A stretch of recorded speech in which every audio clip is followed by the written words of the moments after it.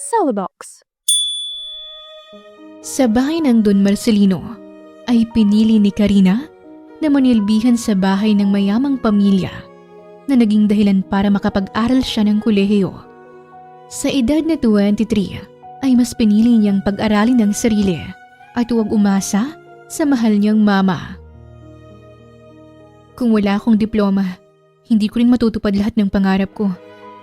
Grades po ang magpapatuloy sa akin para magkaroon ng diploma. Kaya kailangan kong scholarship na to. Samantala, si Bradley Alarcon, ang lalaking minsan niya nang pinagtabuyan. Sa edad na 30, ay isa na itong successful na doktor at ilang taong nanirahan sa Australia. Iniisip ko kung tatanggapin ko pa ba itong requirements at grades mo o hindi na. Kung ikaw nakaupo ngayon sa posisyon ko, what matters most for you? Is it the grades or the manners? Dalawang puso ang muling magtatagpo. Ating tunghayan ang isa na namang kwento ng pag-ibig na inihahandog sa inyo ng Tales of Siren.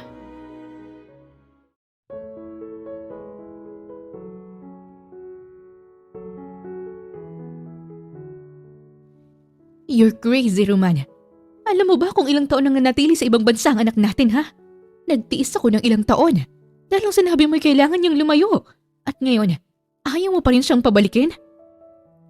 You shut up, Phyllis. Ako ang magdidesisyon kung kailan siya uuwi o kung mananatili lang siya roon. 6 years isn't enough para pagtakpan ng lahat ng kagaguhan niya. I don't want him here. Pues, I want my son here. I'm done with all of the things, Roman. Tapos na akong mangulila. Ilang taon na akong nagtiis. It's either you want him back or not, pababalikin ko rito si Bradley. At wala kang magagawa roon. Wag na wag mo akong pangunahan, Phyllis. Bumalik ka rito. Malakas at mabibilis na yabag mula sa ingranding hagdan ng malaking kabahayan ng mga Alarcon ang maririnig. Habang pababa si Feliz Alarcon, asawa ni Don Roman Alarcon, na isa namang business magnate at kilalang doktor sa bayang yon. Habang palabas ito ng bahay at hinabol ng asawa, ang lahat naman ng katulong sa mansyon ay kanya-kanyang itinuon ang mga atensyon sa ginagawa.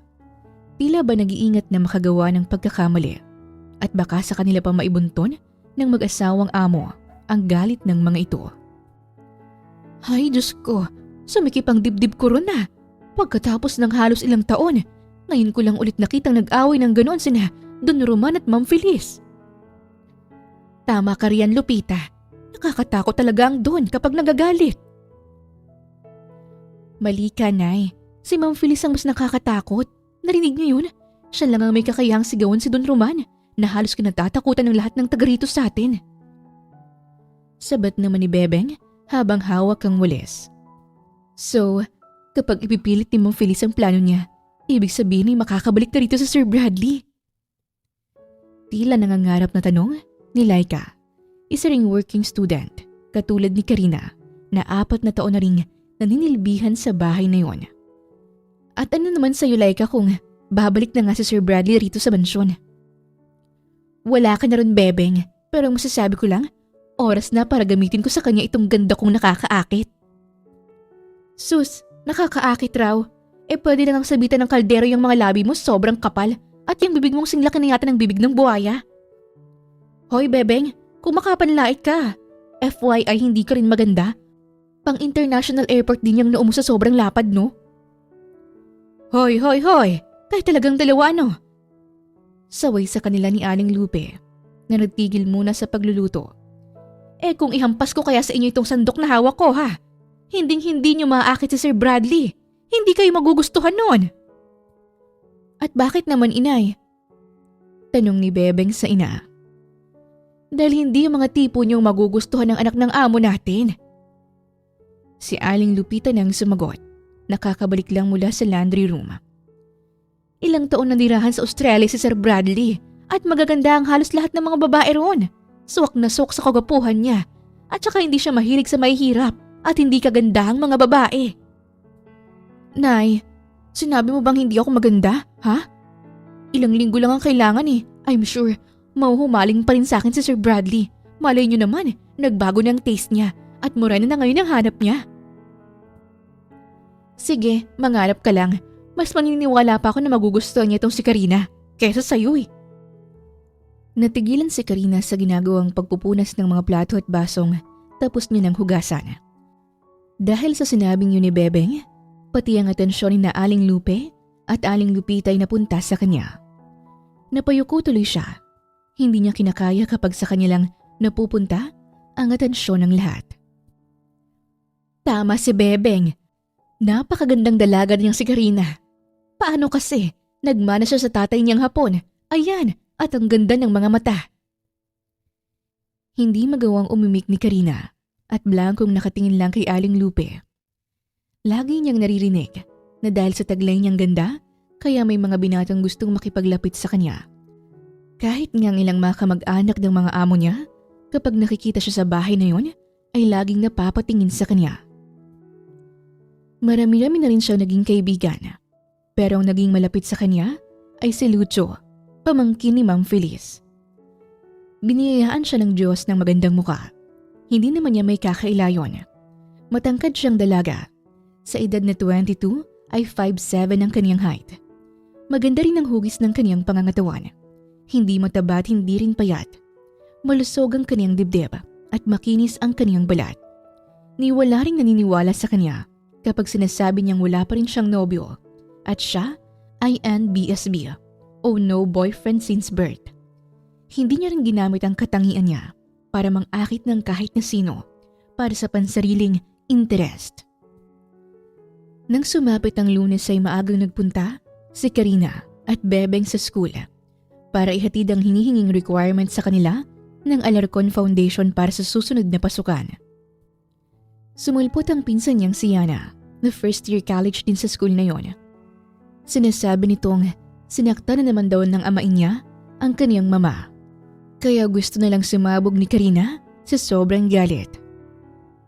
Hindi kasi nagtinda ng gulay si Chang sa palengke kahapon dahil masama ang pakiramdam. Ayun, nagalit si Mang Brando dahil wala raw kita. Umuwing nakainom. Puno na naman ng pasa ang mama mo ate. Walang hiya siya, Bebeng. Anong gagawin ko? Si mama. Pupuntahan ko si mama. Pero Karina, parating na raw ang titingnan sa mga requirements at grades natin. Tsaka mo nalang puntahan kapag tapos na tayo rito. Sasamahan naman kita eh. Nagsibagsakan ng mga luha ni Karina. Kahinaan niya talaga ang ina. Noon pa man ay alam niyang madalas na itong sinasaktan ng amain. Pero para lang makapag-aral siya, ay nagtiis itong makisama sa pangalawang asawa. Pumasok bilang katulong ng mansyon si Karina para hindi na manatili sa lalaki ang mama niya. Pero 4 na taon niya nang pinag-aaral ang sarili. Ang mama niya ay hindi naman iniwan ng asawa. Nagpapakatanga ito sa lalaking nananakit rito. Luhaan na muli siyang bumalik sa pagkakaupo sa bench kung saan sila naghihintay. Nilapag niya roon ang folder na hawak. Nang umihip ang may kalakasang hangin at bumukas yun, wala kasi yung fastener o clip. Nilipad ng hangin ang ilang papeles na naroon, kaya dalidaling pinulot ang mga yon. Pero hindi pa man nila napupulot ni Bebeng ang lahat nang makita niyang napakan ng makintab na sapatos ang isa sa mga requirements niya. Ang masama ay bumakat pa roon ng putik sa sapatos nito sa ibabaw ng parte ng papeles. Dala ng frustrasyon niya kanina dahil sa mama niya at parang sumabog talaga sa loob ng ulo niya ang init. Ano ba? Bakit ba hindi ka tumitingin sa dinaraanan mo? Bulyaw niya. Hindi pa man nakikita ang taong nakaapak noon. I'm sorry. Hindi ko sinasadya. Hindi sinasadya o bulag ka lang talaga? O baka naman tanga ka? Nang mahawakan ng document, ay inis na inalis niya ang putik doon. Pero mas lalo pang kumalat ang dumi. Napakatanga! Ang hirap pumila sa registrar para lang makuha ito tapos saapakan lang ng tangang tulad mo. Sa sobrang lapad ng daanan dyan, ang requirement ko pa talagang inapakan? Karina, huy, pwede ba magdahan-dahan ka at tignan mo muna yung karap mo? Bulong ni Bebeng sa tabi niya. Sinikuhan pa siya. Nagangat si Karina ng tingin at hinarap ang tangang nakaapak sa papeles niya. Sa tangkad ng kaharap ay matipon ng dibdib nito na bumakat pa sa black shirt nitong suot ang bumungad sa kanya. Kinailangan niyang tumingala para lang makita ang mukha nito. Salubong ang kilay ni Karina nang tuluyang magtagpo ang kanilang mga mata. Umakyat sa makakapal nitong kilay ang tingin, pababa sa pilik mata, sa ilong, hanggang sa mapupulang mga labi, pababa sa prominenteng mga panga. Sa unang pasada ng tingin, masasabi niyang hindi niya kilala ang lalaki. Ang noo nito ay natatakpan ng iilang hibla ng buhok na parang bangs. Ganong style ng buhok ang nakikita niya sa mga Korean actor. Sir Bradley? Ikaw ba yan? Naku, hindi ako maaaring magkamali. Si Sir Bradley nga. Nakabalik na ho kayo? At ganoon na lamang ang panlalaki ng kaniyang mga mata sa sinabing yun ni Bebeng. Muling pinasadahan ni Karina ng tingin ang makisig na lalaking kaharap. Halos matanggal ang panga niya sa kakanganga nang tuluyan niya na itong mapagsino. The damage has been done. Naapakan ko ng requirements mo. But I think calling me tanga in bulag is not right. Hindi ko naman sinasadya eh. Nako, Sir Bradley. Hindi ho. Pasensya na ho. Hindi ho sinasadya ng kaibigan ko ang mga nasabi niya. Nagbibiro lang po siya. Opo. Pasensya na talaga. Ani Bebeng, sabay siko sa kanya. Hoy, ano ba? Magsorry ka nga. Gagi ka. Anak ng amo natin yan. Ni hindi magawang may buka ni Karina ang bibig. Hindi makapaniwalang nakatitig lang siya sa lalaki ngayon niya lang ulit nakita. Makalipas ang halos 6 na taon. Nakatitig din ito sa kanya, pero wala siyang mabasang emosyon sa mga mata nito. Hey, Brad! Matinis na tinig ng babae ang narinig niya at nakita nilang pagsulpot ni Miss Raya sa likuran ni Bradley. Kaagad itong lumapit sa braso ng binata nang tuluyang makalapit. Si Miss Raya ay anak ng presidente ng school na yun. You're here lang naman pala. Tara na sa office? Dinaanan sila ng dalawa, pero hindi pa rin humuhupa ang tila bagyong namumuo sa loob-loob ni Karina. Kabadong nagkatinginan sila ni Bebeng. Alam niyang iisa lang ang laman ng isip nila at hindi nga sila nagkamali. Nang pagpasok niya sa office ay mukha ni Bradley ang bumungad sa kanya. Bilang anak ng CEO ng foundation na si Ma'am Phyllis, inutusan daw nito ang bunsong anak na tumanggap ng additional requirements ng mga scholars at isa na siya roon. Take a seat. Utos nito nang siya nang tinawag at nakapasok na sa loob ng office. Umupo naman si Karina sa visitor's chair. Nakatingin lang siya sa mukha ng lalaki habang tinitingnan nito ang kaniyang grades. You maintain your grades since freshman? Yes sir. Anitong patango-tango. This is a good grade. Hindi nasasayang ang pera ng foundation sa mga estudyanteng katulad mo. But, may I ask you something, Miss Magdangal? Pwede naman ho, sir. Kandautal na tugon ni Karina nang bigla itong mag-angat ng tingin. Ganun pa rin. Wala pa rin siyang mabasang emosyon sa seryoso nitong mga mata. Iniisip ko kung tatanggapin ko pa ba itong requirements and grades mo o hindi na. Kung ikaw nakaupo ngayon sa posisyon ko, what matters most for you? Is it the grades or the manners? Sabi na nga ba at hindi nito palalampasin ng mga nasabi niya kanina. Napatulala tuloy siya at hindi alam ang sasabihin. Ano sa tingin mo? Muli ay untag nito sa kanya. Grades po, sir. Halos pabulong niyang sagot. Hindi napigilan ng kaniyang pride na isalba siya sa ganoong sitwasyon. Kasi kung wala akong grades, wala akong diploma. At kung wala akong diploma, hindi ko rin matutupad lahat ng pinaghirapan ko. Grades po ang magpapatuloy sa akin. I see. Grades will show how much effort you put into studying. Pero manners, yun ang magsasabi kung gaano kakabilis sumusga ng kapwa mo. Kanina, tinawag mo akong tanga. Hindi mo pa man alam kung sinadya ko ba o hindi. It's easy for you to judge without knowing the truth, like 5 years ago. Remember? Sa labis na gulat sa mga naririnig, ay nagawa pa ring mag-angat ni Karina ng tingin. Sinalubong siya ng nanunuyang tingin ni Bradley na para bang sinasabi nitong masama siyang tao. Nakakapanghina ang ganong klase ng tingin, Nakakababa. Para bang pinapaalala sa kanya na minsan niya na rin itong hinusgahan dati. Sa bagay na wala naman talagang katotohanan. I can't decide right now kung tatanggapin ka pa ba ng foundation o hindi. Sir, Next. ni hindi na magawang ibuka ni Karina ang bibig.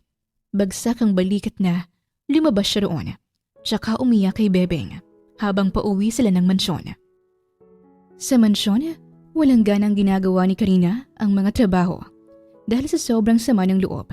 Habang nagdadamo sa garden sa likod ng mansyon ay wala siya sa sarili. Bebeng, sa loob ng 4 na taon ay ngayon lang nangyari to. Yun lang ang nakikita kong dahilan kung bakit wala ako ngayon sa listahan. Lahat ng ipon ko nung nakaraang taon na gamit ko na pampaopera ni Mama noong nagka-appendicitis siya.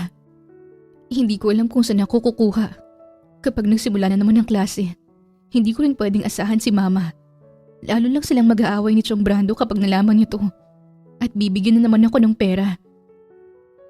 Karina, huwag kang mag-alala. Nandito naman kami nanay eh. Hindi ka naman namin pababayaan. Huwag ka kaya munang magpaka-stress dyan. Yung problema mo kasi, sobrang lapit na sa atin. Anong ibig mong sabihin?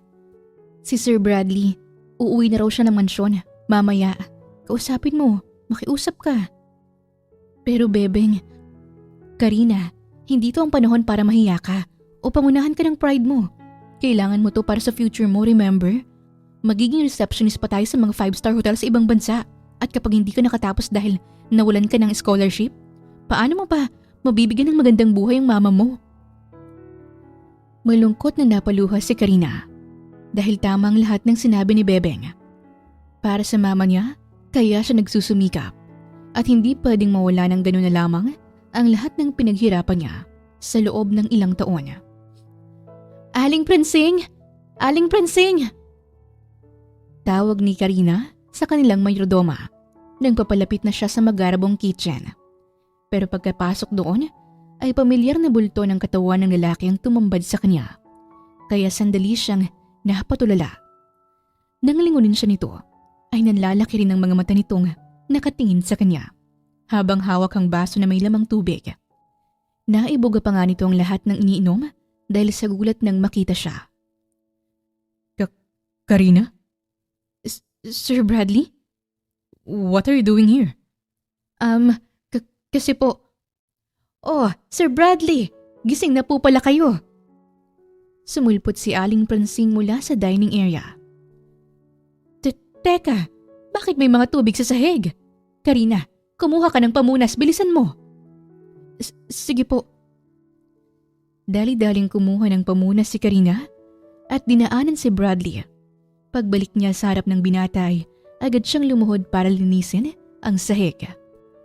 Answer me. Anong ginagawa mo rito? Si Karina ba, Sir Bradley? Isa siya sa mga katulong dito. Bakit iho? Kilala mo ba siya? Katulong? Kahit nakakaramdam ng hiyay, pinilit pa rin ni Karina ang tumayo at nakayukong hinarap muli si Bradley. Opo, sir. Katulong ho ako dito. 5 taon nang nakakalipas. Nung dumating ho ako dito ay nasa ibang bansa na kayo. Kaya hindi niyo ho ako nakilala. Nang mag-angat si Karina ng tingin, ay nakita niyang tila hindi makapaniwala si Bradley sa mga narinig. Kunot pa rin ang noo habang nakatitig sa kanya. Sino ba naman kasi ang mag-aakalang ang babaeng nililigawan nito noon ay katulong na ngayon sa mansyon ng mga ito? Kinagabihan ay abala silang lahat sa kusina dahil yun ang kauna-unahang pagkakataon sa matagal ng panahon na magsasalo-salo ang pamilyang Alarcon. Naroon rin kasi ang pangalawang anak na si Catlea at ang panganay na si Russo. Ang nakakagulat pa ay nagdala ng babae si Sir Russo at sa labis na katahimikan sa dining room ay alam nilang may namumuong tensyon sa pagitan ng mag-amang si Bradley at Don Roman. Let's eat. Natutuwang banggit ni Ma'am Feliz. Bradley anak, try this one. This is laing. Paboritong-paborito mo ito noon. Thanks, ma. Russo, pakainin mo si Lexi. Lexi, don't be shy, okay? Mami, ako rin. Gusto ko ng laing. Palagay naman ako sa plate ko. Paglalambing naman ni Cataleya. Nanginitian naman ang ina at sinunod. Nagkwentuhan ang pamilya tungkol sa buhay ng mga ito. Pero mas lamang na pinag-uusapan ng mga negosyo. Naroon pa rin ang tensyon dahil halos ayaw namang magsalita ng Don. Tila walang ganang kumain. Wala ring pakialam. Kahit pinagyayabang na ni Ma'am Feliz na isa na raw successful na doktor sa ibang bansa si Bradley. At kaya ito pansamantalang umuwi ay dahil sa mga herbal medicines mula sa Pilipinas na gusto nitong ipakilala at dalhin sa Australia. Kuya Russo, di ba sabi mo you have an announcement? Nakita ni Karina ang pagtikim ng panganay na alarkon. Maging pag-abot nito sa kamay ng nobyang si Lexi na halatang natatakot at nahihiya. Yes, Mom. I've already proposed to Lexi. Gusto na sana naming magpaka. Hindi natapos sa pagsasalita si Russo at halos mapatalon sa kinatatayuan si Karina sa sobrang gulat nang malakas na hinampas ni Don Ramon ang glass table. Bagay na kinabagsak ng isang mamahaling wine glass sa sahig, malapit sa paanan ni Karina. Roman! Talagang ipagpapatuloy mong kahibangan mong yan, Russo. You disobey me because of this woman. She's not just a woman, Dad. Mahal ko si Lexi at siyang lahat-lahat sa akin. Bahagyang nanginig si Karina dahil sa nangyari, lalo pa at nagtatagisan ng tingin ng mag-ama. Bilang respeto, pumunta ako rito para malaman niyo. But I will not ask for your blessing. Payagan niyo man o hindi. Ang kasal namin ni Lexi, hindi ko pa rin siya lalayuan. Kuya Russo, teka lang. Where are you going? Ate Lexi! Tumakbo palabas ng dining area si Cataleya para habulin si Russo at Lexi. Ano ka ba, Roman? Kailan ka ba titigil sa pangingalam sa buhay ng mga anak natin? They are not those kids anymore na pwede mong manduhan. Shut up, Feliz! Don't tell me to shut up. Ngayon lang nabuo ng ganito ang pamilyang ito. Dito sa hapag. But you ruined the moment. Hindi mo na nirespeto ang anak mo sa harap ng babaeng mahal niya. They don't deserve my respect, Feliz.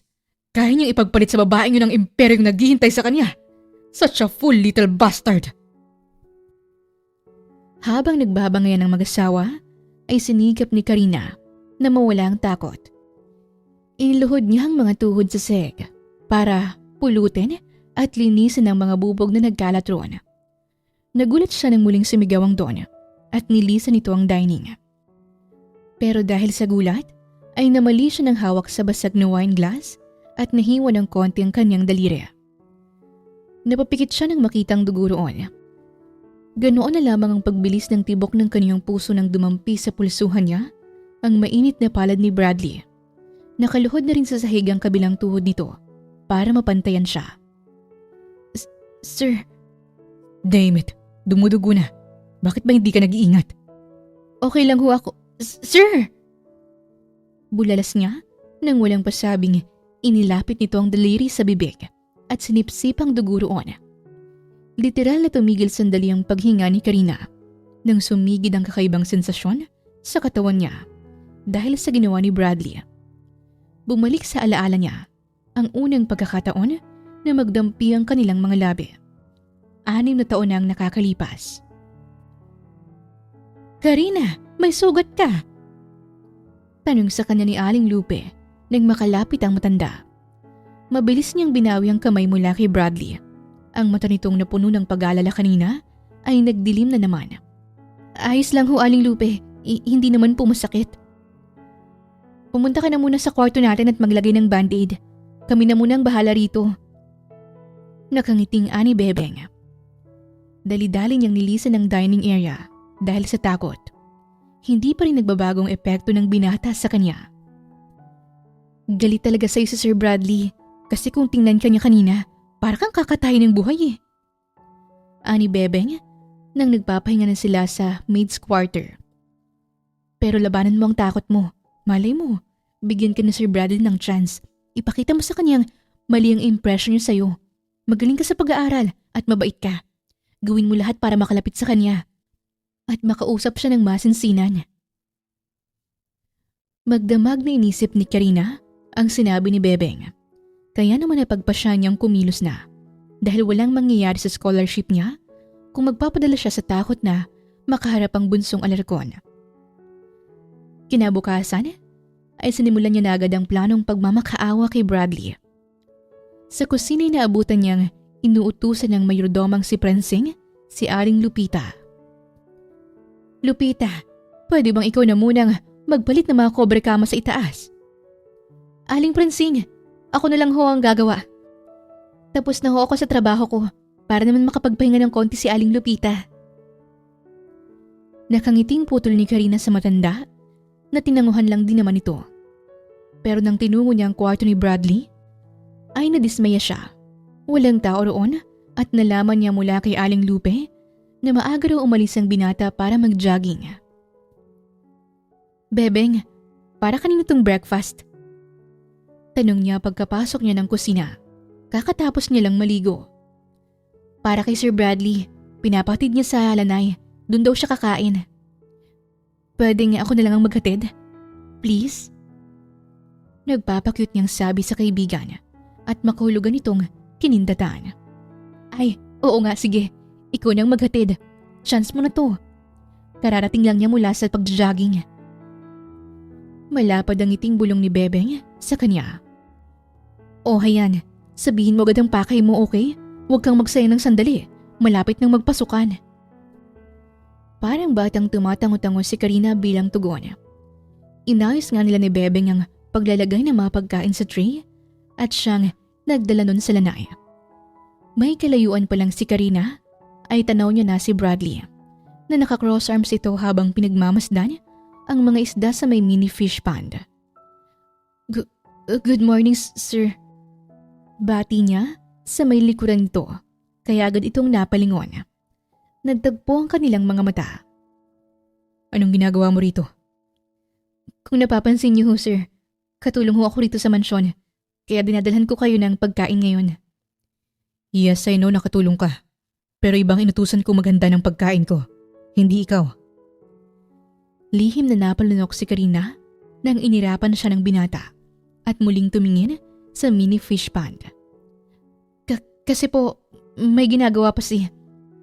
Ibalik mo yun sa kusina. Si Bebang nang maghahatid. Kapag tapos na siya sa ginagawa niya. Hindi makapaniwalang umawang ang bibig ni Karina sa narinig. Dahil tinalikuran na siya ni Bradley at wala siyang nagawa kundi ang maglakad pabalik sa kusina. Dala-dala ang tray na puno ng pagkain. Grabe siya ha. Sa 5 taong pananatili niya sa Australia. Ganun na kasama ang ugali niya? Naiinis na tanong ni Karina kay Bebeng. Habang palihim naman na natatawa si Bebeng. Ano namang kaibahan kung ako maghahatid at hindi ikaw? Makakakain pa rin naman siya, hindi ba? Hayaan mo na. Hindi lang naman ito ang pwede nating gawin para makausap siya eh. Mamaya, maglilinis si Laika sa kwarto niya. Isasama ko ang bruhang yun sa palengke para ikaw nang gumawa ng trabaho niya. At hindi siya pwedeng umangal dahil isusumbong ko siya kay Chang Lupita na may back subject siya. Natawa na lang din si Karina at nakipag-appear kay Bebeng.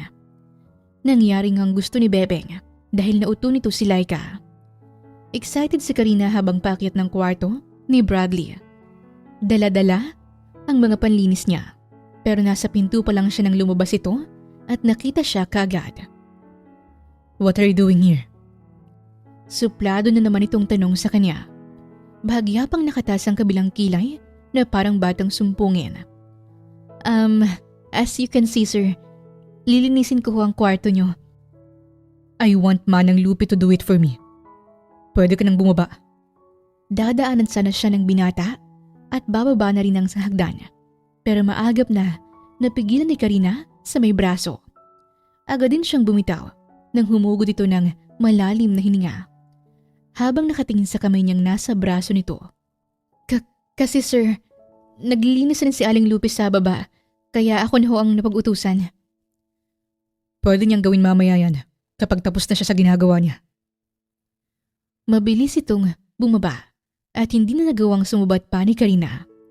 Nagpadyak siya sa kinatatayuan na parang batang inagawan ng lollipop sa sobrang ines. Pero ganoon na lamang ang gulat niya nang marinig ang malakas na sigaw ni Lucio habang nakabukas sa mga braso na papalapit sa kanya. Good morning, aking Charina. Lucio? Namimilog sa tuwa ang mga matang sambit niya. Yes, my sunshine. Nandito na ulit ang mahal mong si Lucio. Dali-daling lumapit sa kanyang binata at binigyan siya ng napakahigpit na yakap. Kaya naman, sandali siyang nahirapan sa paghinga at bahagya itong tinulak. Kumusta ang Charina ko, ha? Hay, sinabing wag mo akong tinatawag na Charina eh. Si Lucio ay pamangkin ni Ma'am Feliz. Mas matanda ito ng 2 taon sa kanya. Counselor ito ng San Roque. Magandang lalaki at karespe-respeto. Pero pagdating sa kanya, at kapag magkasama silang dalawa, napaka-childish at napakakulit. Alam niya rin na hindi lang kaibigan ang tingin ni Lucio sa kanya. Pero sinabi na ni Karina sa binata na wala pa sa isip niya ang pagpasok sa isang relasyon. Na naiintindihan naman ito at nakontento na lang muna sa paghihintay kung kailan siya handa. Bakit ka naman nandito? Siyempre, dahil i-date kita. Nagtayo ng bagong resort ang best friend ko. Kaya isasama kita ron. Hindi pwedeng makipag-date si Karina.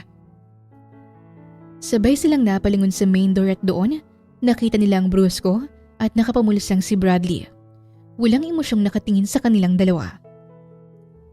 Kuya Bradley! Sigaw ni Lucio at lumapit sa binata. Niyakap nito si Bradley, pero ang tingin ni Bradley ay nasa kanya lang, kaya napaiwas ng tingin si Karina. Totoo nga ang sinabi ni Tita Feliz. Nakarating ka na. Kumusta kuya? Grabe, it's almost 6 years. Ngayon ka lang nakabalik at isa ka niyang magaling na doktor.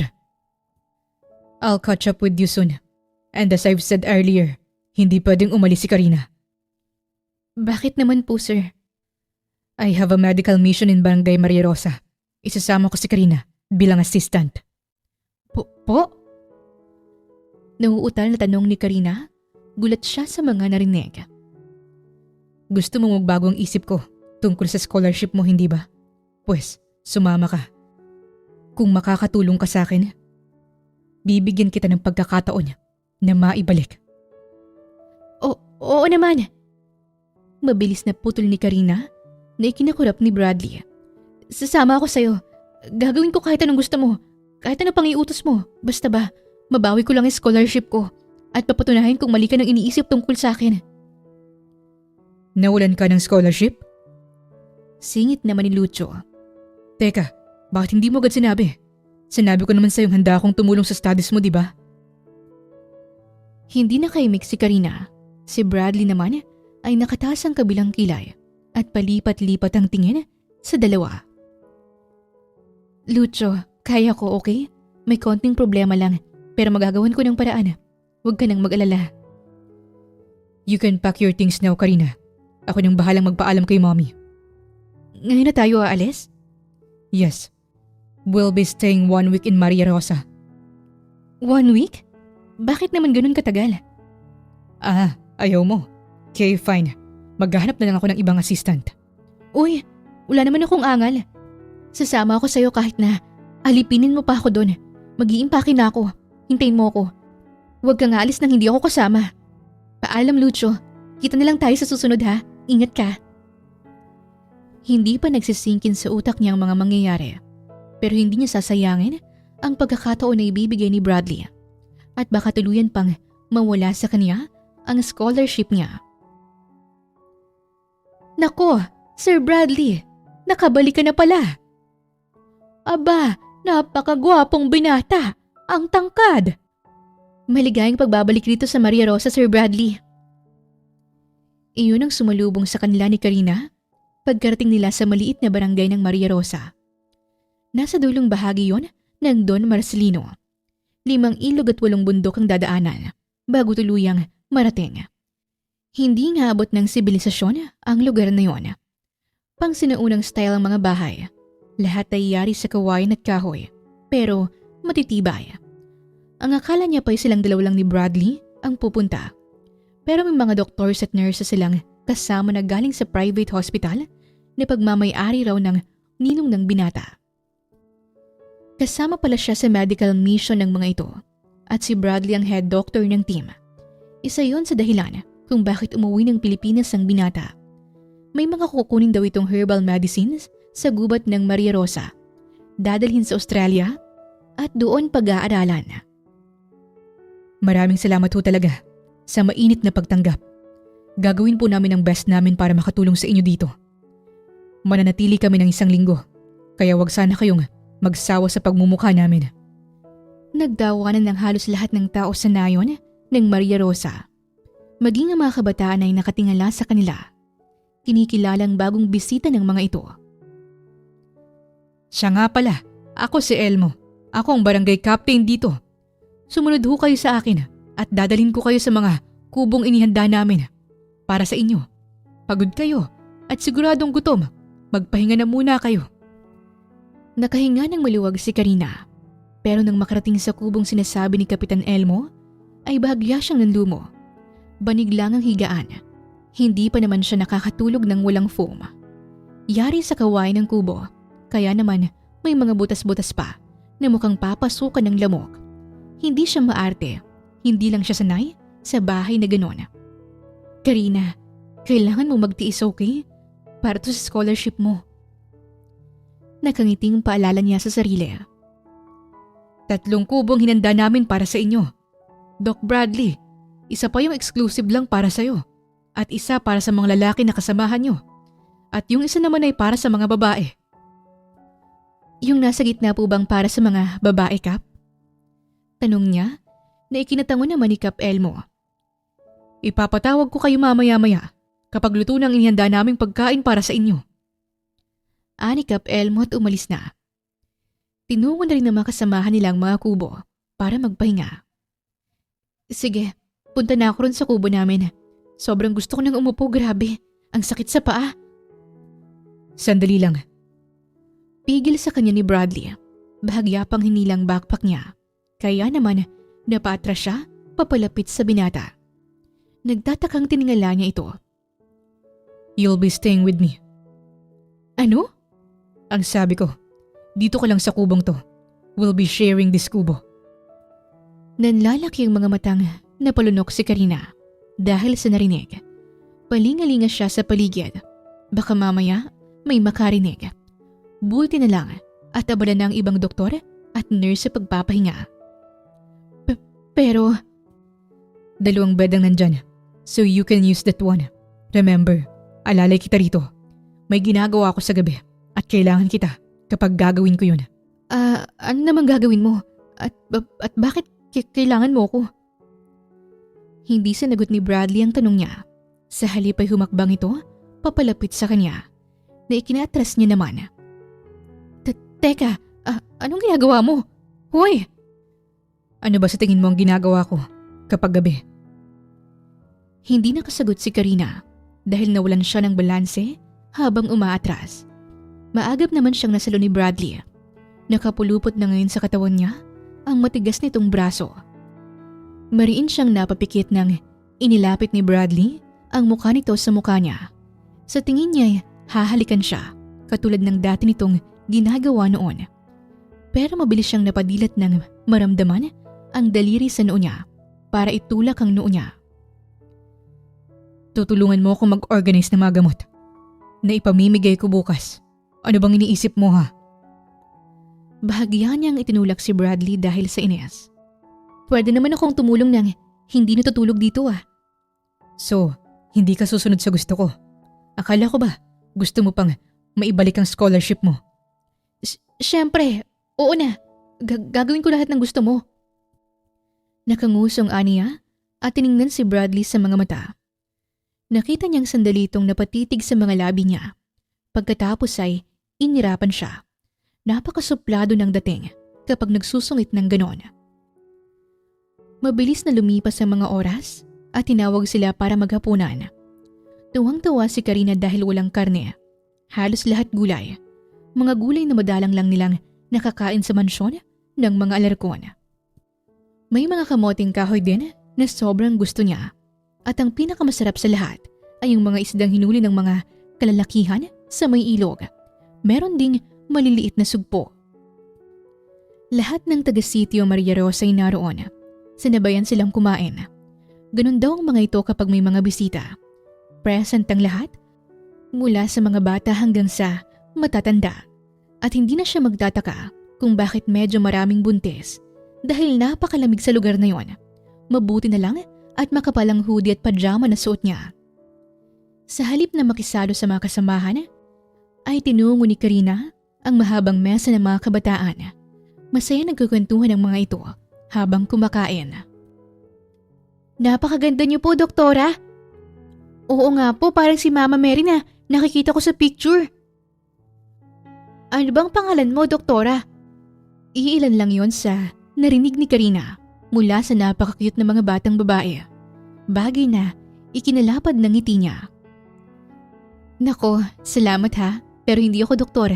Estudyante pa lang ako, katulad niyo. Ako nga pala si Ate Karina. Ate Karina, may boyfriend ka na po ba? Natawa si Karina sa naging tanong na yun ng batang lalaki. Kulot ang buhok nito at napaka-pogi kahit butas-butas ang damit at shorts na suot. Malinis naman at parang bagong ligo lang. Kung titingnan ay nasa 6 years old pa lang ito. Anong pangalan mo? Bakit mo natanong ha? Ako po si Pau Pau. Sabi kasi ng mama ko, kapag magkakaroon man ako ng girlfriend, gusto niya yung maganda raw. Gusto ko po kayong maging girlfriend para matuwa si nanay. Natawa si Karina. Maging ang mga bata ay natawa na rin at isa-isang nagpakilala sa kanyang mga ito. Wala pa akong boyfriend. Sige, ako na lang ang girlfriend mo. Muling natawa ang mga bata sa sinabi niya. Pagkatapos kumain, ay dinala pa siya ng mga ito sa may plaza dahil makikipaglaro raw sa kanya. Pero naudlot ang saya nila nang sumulpot si Bradley na nakabusangot para bang batang naagawan ng lollipop. Nakapamulsa at matikas na naglalakad ito papalapit sa kanya. Pero tumaas ang kabilang kilay nang makitang magkahawak kamay silang dalawa ni Pau Pau. Dok, may kailangan ka? Magsisimula na ako sa gagawin ko. I brought you here to be my assistant. Pero mukhang busy ka yata sa holding hands mo. Bakit magkahawak ang kamay niyo? Kasi po, Doktor, girlfriend ko na po si Ate Karina. Proud na sabi ni Pau Pau. Bagay na ikinatawa nilang lahat. Girlfriend? Sa lubong ang kilay, natanong naman ni Bradley. Palipat-lipat ang tingin sa kanilang dalawa ng paslit. Paano nangyari yun? Bakit? Nanligaw ka na ba sa kanya, ha? Ligaw? Hindi po ako naliligaw, Doktor. Alam ko po kung paano umuwi sa bahay namin. Natawa si Karina sa sinabing yun ni Pau Pau. Napaka-inosente pa talaga nito. Sa tingin ni Karina, ang pagkakaintindi ng bata ay magkaibigan na sila ngayon. Pero parang iba yatang dating kay Bradley dahil mas lalo lang bumusangot. Ikaw po, Doktor, may girlfriend ka po ba? Tanong naman ng magandang siningning kay Bradley. Siyempre naman, Ningning, ang pogi niya kaya parang artista. Sabi naman ni Eklet na katabi ni Pau Pau. Girlfriend? Oo naman. Marami ako niyan. Proud pa na sagot ni Bradley na ikinailing naman ni Karina. Okay lang po bang maraming girlfriend? Tanong naman ni Dodong. Kung pwede naman pala, dadamihan ko na rin ng hep? Putol ni Karina kay Coco. Bad yun ah. Okay lang ang maraming friends. Pero girlfriend at boyfriend? Bawal. Huwag kayong maniwala kay Doc. Nagbibiro lang siya. Akala ba nito? Magandang sinasabi nito sa mga bata?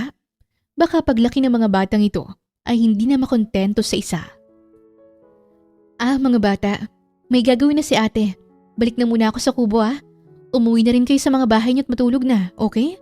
Pagkagising niyo bukas, dapat nakaligot na kabihis na para sa check-up natin. Opo, Ate Karina. Halos sabay na sigaw ng lahat. Kita-kits, girlfriend! Sigaw din ni Pau Pau at yumakap sa binti niya. Sandali niyang niyakap ang bata at hinalikan sa pisngi. Pagkatapos ay niyaya na si Bradley na umalis. Pagkarating sa loob ng kubo, ay napatingin sila sa isa't isa nang makitang wala na roon ang isang bed na gawa sa kawayan. Sumulpot ang isang nurse na babae para ipaalam na dumating na daw ang iba pa nilang kasamahan at kinuha nilang isang bed para may mahigaan ng mga ito. Tutulungan lang kitang mag-organize ng mga gamot. Pagkatapos ay lilipat na ako sa kabilang kubo. Ako nang lilipat. Pero No more buts. Magsimula na tayo. hindi nakaimik na tumango na lang si Karina dahil parang mas sumama ang timpla ng mukha ni Bradley. Hindi siya sanay na ganun ito kasuplado ngayon. Ganun pala kasungit samantalang dati, laging malapad ang ngiti. Nagsimula na silang kunin ang mga gamot sa boxes at ini-arrange na may organizer nang magsalita ito. Niligawan ka lang nung kumakain kayo. Pagkatapos, naging boyfriend mo na siya agad? Ha? Ang bilis mo namang bumigay. Samantalang sa akin dati, hanggang sa umalis ako, hindi mo man lang ako binigyan ng chance. Hindi makapaniwalang umawang ang bibig ni Karina sa narinig. So, kaya pala ito naiinis ngayon ay dahil sa kanila ni Pau Pau. Ganun ba siya ka-cute kaya nakuha niya agad ang puso mo? Ganun ba siya ka-charming kaya't sinagot mo agad? Matapos niyong kumain? Ha? Nanligaw ako noon ng ilang buwan ni hindi mo ako masagot-sagot. Pero bakit naging girlfriend kagad ng batang yun in just an hour? Biruan lang naman yun. Tingin mo ba naiintindihan yun ni Pau Pau? Kaibigan lang ang pagkakaintindi niya. And you even hold each other's hands. Kaibigan lang ba yun? Bradley! Nagpapahawa ka. Hindi ka naman nililigawan. Biglang naging kayo na. Bakit ikaw?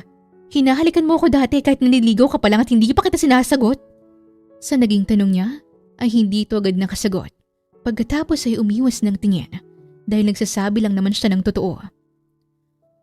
Basta. Hindi pa kikipagrelasyon sa cute na batang pinunta mo rito, Karina. You are here to be my assistant. Alam ko naman yun, assistant mo ako dito. Pero ang pakikipagkulitan ko kay Pau Pau ay wala pa sa oras ng trabaho. Kaya wag ka na pong magalit dyan, Doc. Gagawin ko na po ang trabaho ko. Heto na nga po, oh. Sarkastikong umiti si Karina at nagpatuloy na sa ginagawa. Hindi tumimik at tahimik lang na ginawa nila ang trabaho. Nagtagal din siya ng halos 1 oras sa pag-aayos noon. Hindi siya pamilyar sa mga gamot at hindi niya alam paano i-organize. Pero sinusunod niya lang ang mga instructions ni Bradley. Kinaumagahan ay nagsimula na agad ang mga doktor sa medical mission ng mga ito.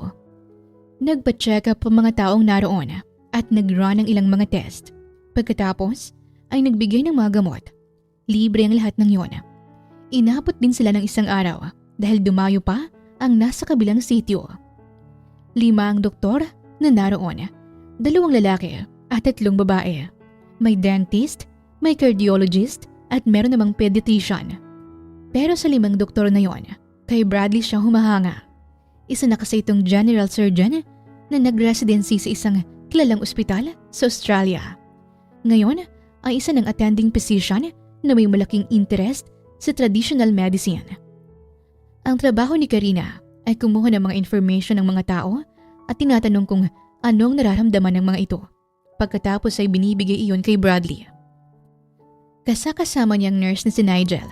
Tinuturuan at pinapakita sa kanya ng binatang tamang pagkuha ng vital signs ng mga ito. Mabilis niyang nakasundo si Nigel at mabilis siyang natutunan ang mga tinuturo nito sa kanya. Halatang mabait at soft-spoken ang binata. Nahihiya pang mag-utos sa kanya. Kaya naman ang oras ng pahinga ay sabay silang kumaing 2. Uy, kape! Salamat talaga ha? Malapad ang ngiting sad ni Karina. Nang lumapit si Nigel, sa puang kawayang kinaupuan niya. May dala itong 2 tasa ng kape at inabot sa kanya ang isa. 4:00 na ng hapon at kakatapos lang ng unang araw ng medical mission. Napagod ka? May lambing sa tinig na tanong ni Nigel. Oo, grabe. Ngayon ko lang nagawang ganito. Nakakapagod pala talagang maging nurse, ano? Oo, pero kapag nakasanayan mo naman na, basic na lang lahat yun. Ang galing mo nga eh. Malambing kang magsalita at parang alagang-alaga mo ang mga pasyente. Dawin ako sapin at hawakan mo sila. Talaga? Ganun ba dapat ang katangian ng isang nurse o kaya ay doktor? Tumango si Nigel sa naging tanong niya habang nakatingin sila sa mata ng bawat isa. Pansin mo ba na lahat ng doktor na kasama natin ay puro soft-spoken? Inalala ni Karina ang naging interactions niya sa 5 doktor na kasama at napangiwi siya ng maalalang ugaling pinakita ni Bradley sa kanya nitong mga nakarang araw. Nangiirap at napaka-demanding mag-utos. At kung man-dead man ang tao, akala mo naman ay may nakakahawang sakit. Oh, bakit napapailing ka? Naisip ko lang na hindi siguro lahat soft-spoken. Bakit? May ma-attitude ba na doktor kang nakasalamuha? Ha? Wala naman. Sagot niya na lang at uminom ng kape. Teka sandali. Bakit ka nga pala napasama sa medical mission? Dahil lang naman sa supladong head doctor na yun. Sigaw ni Karina sa isipan. Pero syempre, hanggang sa isipan niya lang yun. Hindi niya nanais sa tinig. Parang summer job lang ganun. Requirements para sa scholarship ko. Student ka pa pala. Sa university ka nag-aaral. Oo, graduating student na ako. Kung ganun, malapit ka lang pala sa ospital. Kapag may oras ako, pwede ba kitang puntahan sa school at yayaing lumabas? Friends naman na tayo, hindi ba? Sige ba?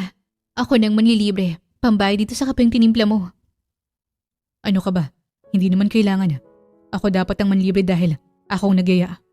Pero baka may magalit kapag niyaya kitang lumabas. Sino namang magagalit? Boyfriend mo.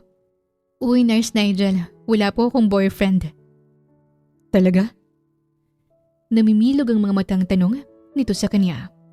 Kung ganon, sa pasukan, pwede ba kitang puntahan? Oo naman. Tumango-tango si Nigel at matamis na ngumiti. Napangiti na rin si Karina dahil nakita niyang halos hindi na makita ang mga mata nito kapag nakangiti. Nang mapalingon si Karina sa bandang kanan niya, ay nakakita niyang nakatalikod na si Bradley at pumasok na sa loob ng kubo. Nagtagal pa ang kwentuhan nila ni Nigel hanggang sa nagtakip silim. Pagbalik ng kubo ay gulat siya nang makitang nasa loob nun si Bradley. Natutulog, nakatihaya. Ang kabilang braso ay nakatakip sa mga mata. Nakatulog siguro sa sobrang pagod. Mahina niyang nais sa tinig at binuksan ang solar light dahil madilim ang loob ng kubo. Nagsindi na rin siya ng katola. Kayong mga lamok, lumabas na nga kayo. Huwag na huwag niyong kahagatin ng doktor na yan. Ang sungit pa naman yan. Matapos magsindihan ng katola, ay muli siyang tumayo at tinitigan ulit si Bradley. Wala ng lab coat nito. Naka-plain black shirt na lang at denim pants. Sa dami ba naman ng pasyenteng inasikaso niya kanina? Pass out tuloy. Marahang kinuha ni Karina ang comforter nito sa gilid ng higaan at kinumutan ng binata. Sige na, masungit na doktor. Pahinga ka na dyan. Gigisingin ko na lang siya mamaya kapag kakain na. Tumalikod si Karina dahil lalabas na ng kubo. Pero akmang hahakbang na sana siya palabas nang maramdaman ang pagdampi ng mainit na palad sa pulsuhan niya. Tila ba tumigil ang mundo nang mabilis na hinila siya ng palad na yon. Nawalan siya ng balanse at huli na nang matagpuan niyang sariling nasa ibabaw na ng matigas na katawan ni Bradley. Ilang segundo lang siyang nakatulala habang ang mga labi niya ay nakadikit na sa pisngi ni Bradley. Ang mga braso naman nito ay mahigpit nang nakapulupot sa katawan niya.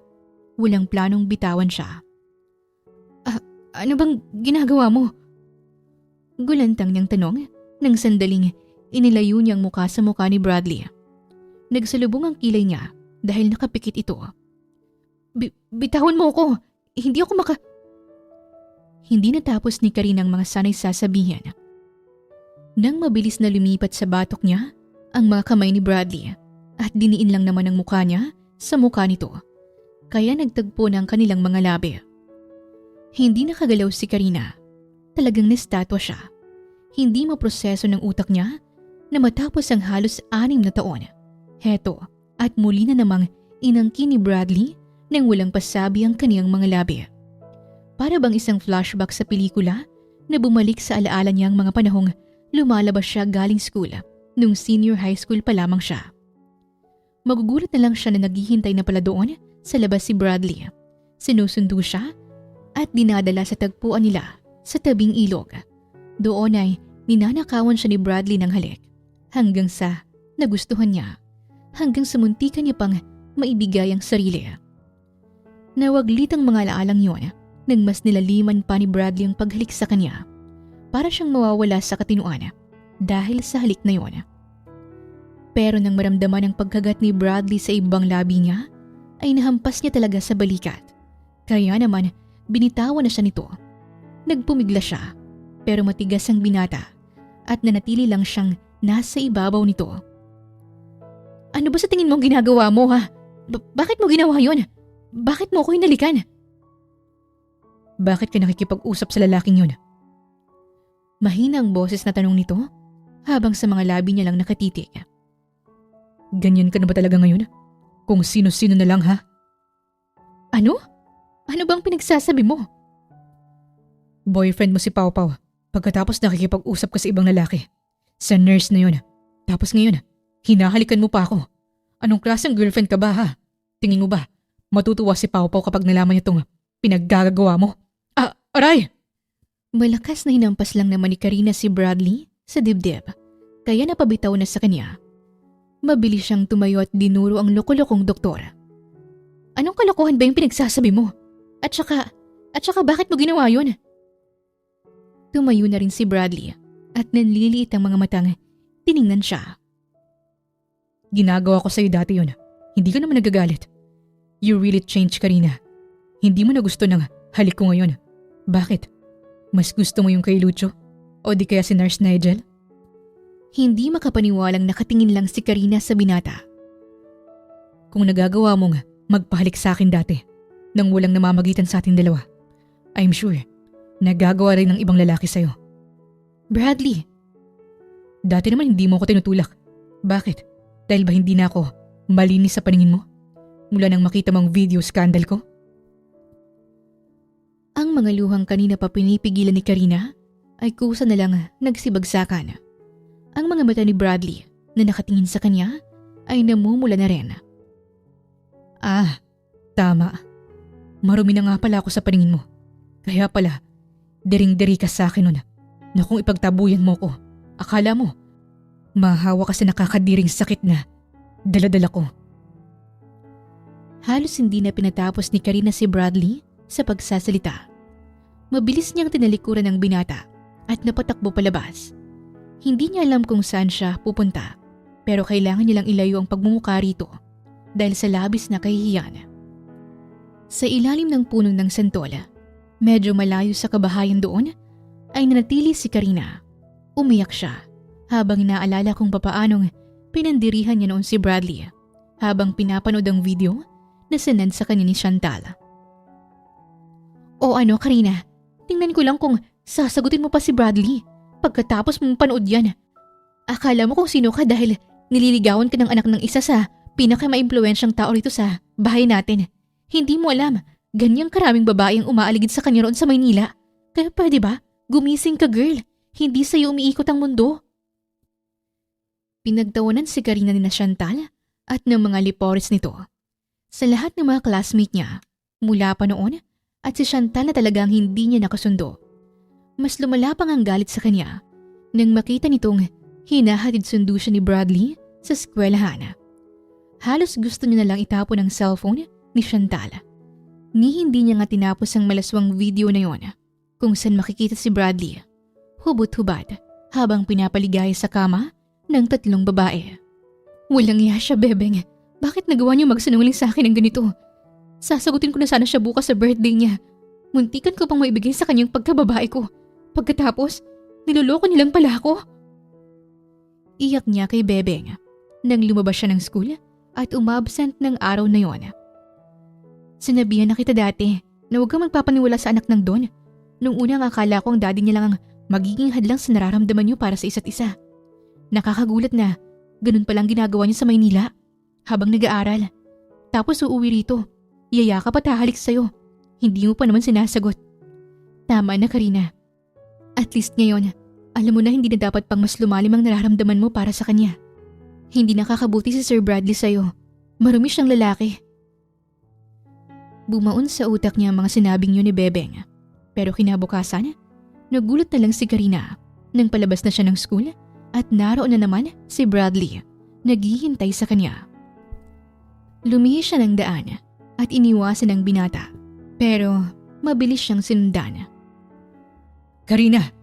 Karina! Please, pag-usapan natin to. Ano bang problema? Bakit ayaw mo kong kausapin? Lumayo ka sa akin, walang iya ka. Tama na, Bradley. Hindi na ako makikipag-usap sa sinungaling na katulad mo. Akala ko, iba ka sa lahat.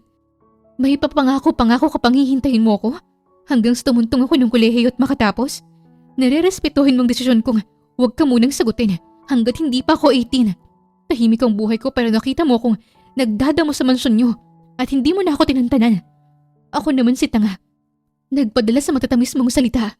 Nakipag-away pa ako kay Chong Brando nung sinabi niyang hindi ikaw ang lalaking nababagay sa akin dahil akala ko totoo rin ang nararamdaman mo sa akin. Pero habang nasa Maynila ka, kung kani-kaninong babae ka nagpapa. Piniling wag na lang sabihin ni Karina ang mga salitang yon dahil hindi naman siya ganong klaseng babae. Hindi ko maintindihan ang sinasabi mo, Karina. Wala akong naiintindihan. Nakita kong video scandal mo. Kasamang 3 babaeng yon. Nakakadiri ka. Nakakadiri. Wag na wag kang lalapit sa akin dahil hindi ko gustong makaharap ang maruming lalaking kagaya mo. Matapos sabihin ang mabibigat na katagang yon, ay mabilis na tumalikod si Karina. Luhaan na tumakbo siya papalayo sa binata.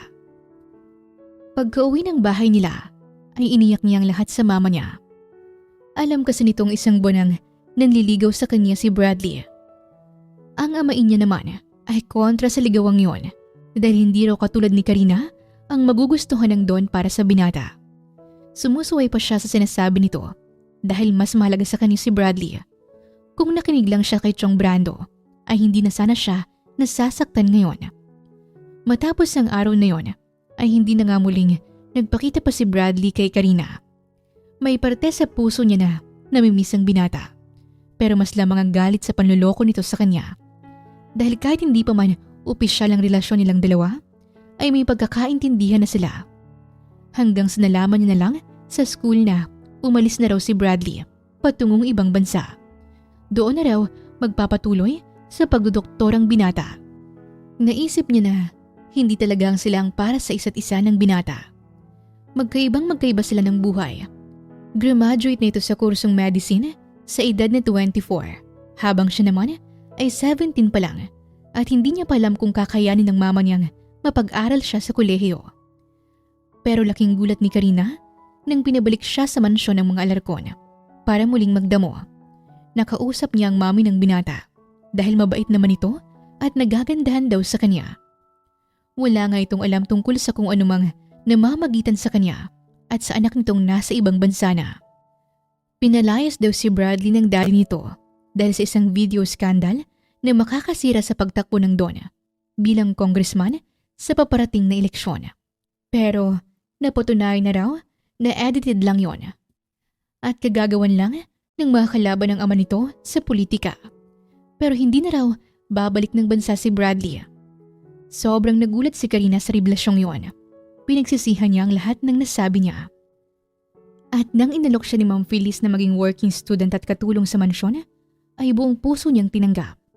At habang nananatili sa pamamahay na yon, alam niyang kahit bumalik man si Bradley, hindi pa rin maaaring ibalik ang nakaraan nilang dalawa dahil alam niyang hindi yun magugustuhan ng ama nito. Iwinaksi niya ang mga alaalang yon nang mas lumamig na sa lugar kung nasan siya. Babalik na sana siya sa kubo nang makita niya si Bradley sa may poso. Doc, may papagawa ka ba? Tanong niya nang sundan niya ito sa may poso. Naghihilamos na ang binata. Hindi ito sumagot, pero kukunin ni Karina ang mga sandaling yon para makahingi ng tawad. Alam niyang wala siyang lakas ng loob, pero kailangan niyang gawin. Iyong mga gamit mo, ako na lang mag-aayos. May kailangan ka bang dalhin? Papunta sa bundok bukas, ako nang magpapak. Hindi pa rin siya sinasagot. Kumain ka na ba? Kung hindi mo gusto ang mga niluto nila, magsabi ka lang. Ipagluluto kita. Di ba favorite mo yung tortang talong? Pwede kong gawin yun para sa... Why are you doing this, Karina? Walang emosyong tanong nito. Hinarap siya ng basa pa rin ang muka. At gustong mapangiti ni Karina dahil napakagwapo nito sa anggulong yon. Kasi nahampas kita kanina. Ginulat mo kasi ako. Gusto kong mag-sorry pero kasalanan mo rin naman eh. Hindi ka pwedeng nangahalik na lang ng ganon. Magagalit ang boyfriend ko. Nagsalubong ang kilay ni Bradley sa sinabi niya na para bang handa na naman siyang bugahan ng apoy. I mean, si Pau Pau. Lumayo ka sa akin. Nandidiri ka sa akin, hindi ba? I'm sorry. Patawarin mo ako. Naging mabilis sa akin ang husgahan ka. Tuloy niyang nasabi sa garalgal na boses.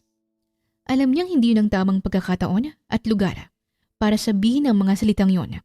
Pero unti-unti niya nang sasabihin ang paghingi niya ng tawad. Hindi ko inisip ang isang taon na naging mabuti ka sa akin. Mas pinili kong maniwala sa sinasabi ng iba at sa nakita ng mga mata ko nang hindi man lang pinapakinggan ang paliwanag mo. Alam kong huli na ang lahat. Hindi ganon kadali ang patawarin ako. Pero hihingi pa rin ako ng tawad. Walang naging sagot si Bradley. Pagkatapos nito sa ginawa'y walang imik na dinaanan lang siya. Napahugot tuloy siya ng malalim na hininga. Okay lang yan, Karina. Kahit hindi ka niya mapatawad agad, ayos lang. Ang mahalaga, nagpakumbaba ka. Alam mo kung anong pagkakamali mo. Maraming araw pa kayong magsasama hanggat hindi pa siya nakakauwi ng Australia. Humingi ka lang ng humingi ng tawad. Hindi ka man niya mapatawad hanggang sa pag-alis niya, magsasorry ka pa rin. Kuha mo? Kinabukasan, 4:00 pa lang ng madaling araw, ay umalis na sila at nagsimula ng maglakad patungo sa Mount Bisana. Naroon daw kasi ang maraming herbal medicines. Sobrang natuwa si Karina nang masaksihan ang pagsikat ng araw. Napakaganda noon. Pero nang tumagal na ng 1 oras ang paglalakad nila, hindi na siya makangiti. Samahan mo ko dun sa may burol. Utos ni Bradley sa kanya nang nasa kalagitnaan na sila ng daan patungong bundok Bisana, kung saan naroon ang maraming mga herbal medicines. Tinuro pa nito ang burol sa may bandang kanan nila. Malapit lang naman. Hawakan mo tong camera at kunan mo ng litrato ang mga herbal medicines na bubunutin ko. Andito ka para maging assistant ko, hindi para makipag-usap sa iba. Opo, sabi ko nga po, alalay ako. Walang nagawa na sumunod na lang siya sa masungit na doktor at sinenyasan si Nigel na mauna na lang. Wala pang ilang minuto'y nasa burol na sila. Maraming ang tumutubo roon na maliliit na damo at namumulaklak. Hoy, wag mo namang bunutin. Ang cute kaya niyan. Tukoy niya sa damo na may kulay dilaw na bulaklak. Nagsasalita siya habang kinukuhanan ng video ang nakasquat na si Bradley. Para to sa sakit ng ngipin. Itong bulaklak niya, pwedeng imumog pagkatapos pakuluan. Ah, yan pala ang use niya.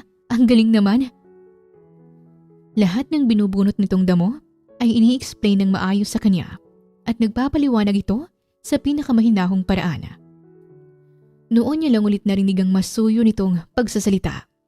Kaya hindi na siya nakapag-focus sa pag-video dahil abala siya sa pagtitig kay Bradley hanggang sa nahuli siya nito at napaiwas naman siya ng tingin. Medyo matagal na tayo dito. Hindi pa ba tayo aalis? Baka makalayo sila. Alam mo ba ang daan patungo sa Mount Bisan? Hindi. Ha? Paano na yan? Nauna na sila. Ang sabi pa naman ni Kapitan, marami raw mapabangis na hayop dito. Mababangis? Nahigit ni Karina ang paghinga nang humakbang papalapit sa kanya si Bradley at nilapit ang muka sa muka niya. Gaano ba kabangis? Nangangagat ba?